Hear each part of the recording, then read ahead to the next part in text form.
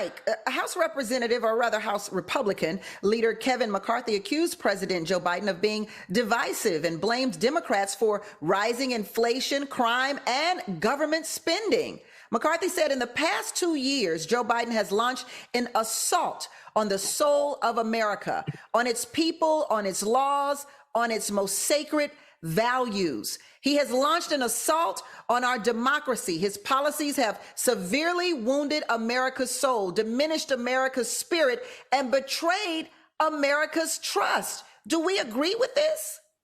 I agree with that, except for one phrase that he said there. He said that he is destroying our democracy. I must again point out we are not a democracy. We're not a representative democracy, Dr. Kirk. I'm sorry to have to correct you there. We are a republic. That's why when we say I pledge allegiance to the flag of the United States of America and to the republic for which it stands.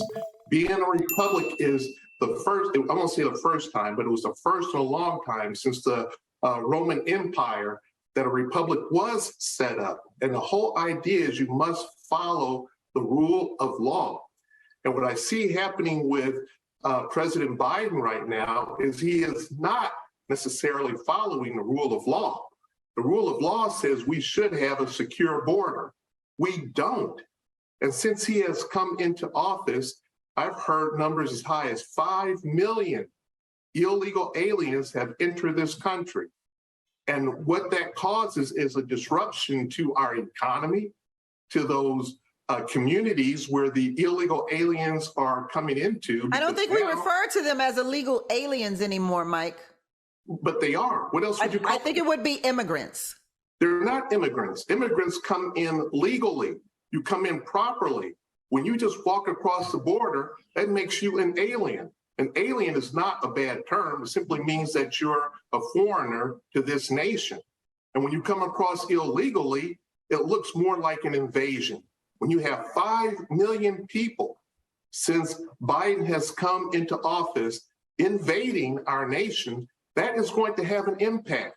So let's talk about this republic you're talking about, Mike. Why are you the only one that considers America a republic? I listen, when you repeat our anthem, right, I say he's right. And to the republic for which it stands. He's right. How can we possibly disagree with that? Katrina, Dr. Kirk? I disagree with a lot that Mike has said, actually. When we talk about presidents that don't respect the rule of law, I'm sorry, but Joe Biden is not the first one that comes to mind for me.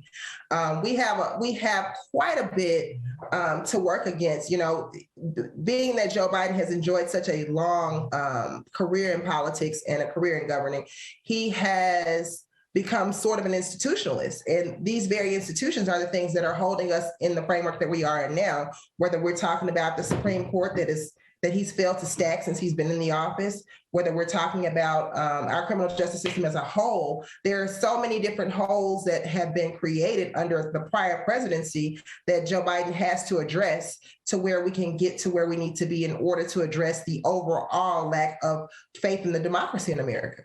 Joseph, and to the republic for which it stands. To that point and to what Mike was saying, I think the bigger concern here when we talk about the rule of law and following that and the constraints of a republic or democracy, we're forgetting to acknowledge the insurrectionists and the activity that has taken place with both within the government and within the people, and attempts to overturn it based off of the election not going their way. I think that there's a lot to look at when we think about what the real threats are to our democracy. When we talk about white supremacy and anti-Black racism, when we talk about homophobia, xenophobia, transphobia, misogyny, those are things that I think are actually larger threats to our democracy, or what we might call a republic, instead of Joe Biden and simplifying it in that way. Dr. Kirk, is it a matter of semantics when we talk about republic and democracy? Personally, I think that it absolutely is a matter of semantics. And I just want to go back and we talk about, because I'm all about not sharing misinformation or disinformation. When you talk about the borders, we absolutely have a border crisis, and I want to give credence to that. But when you talk about who's doing something about it, President Biden's administration has had more migrants detained and given due and just process than the previous president. And that's an actual fact that can be proven, and that's right there. In addition, previous leadership talked about building a wall, use that as a massive fundraising strategy, yet there is no wall that has been truly built at the border. Also, previous administration talks about getting Mexico to pay for that wall. That also didn't happen. However, the Biden administration secured $1.5 million in the effort to help support migrants who came over to this nation. So I just want to just kind of share those facts with your audience, Tammi, just so that everyone, again, that we have those facts. But again, to me, it's a matter of semantics. And it's a matter that I would argue, again, when we say that we're a republic, it's setting up a whole entire federalist argument to delegitimize the value of democracy, to make people feel as though their votes doesn't matter, to reinforce the effort that, you know, you don't have any control because it's about this group of people in this republic controlling the situation. That's not what we are. We're not what was Darth Vader's people? We're not the evil empire. We're America. Mike? That hardly made any sense to me at all.